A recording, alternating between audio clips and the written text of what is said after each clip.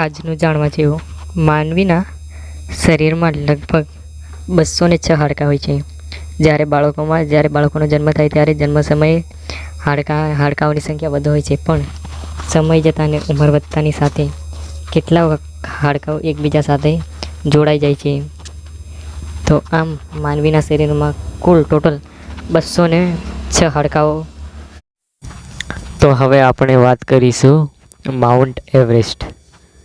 Mount Everest એ દુનિયાની સૌથી ઊંચો પર્વત છે, જેની ઊંચાઈ આશરે લગભગ 8,848 મીટર છે અને તે નેપાળ અને ચીનની સીમા પર આવેલું છે. તેને દુનિયાની સૌથી ઊંચું પર્વત તરીકે પણ ઓળખવામાં આવે છે.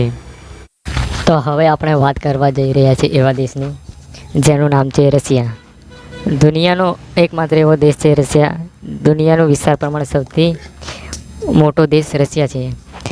તેનું કુલ ક્ષેત્રફળ અંદાજે 17 મિલિયન ચોરસ કિલોમીટર જેટલો છે અને તે યુરોપ અને એશિયા બંને ખંડમાં વહેંચાયેલું છે. આમ દુનિયાના વિસ્તાર પ્રમાણે રશિયા દેશને દુનિયાનો સૌથી મોટો માનવામાં આવે છે.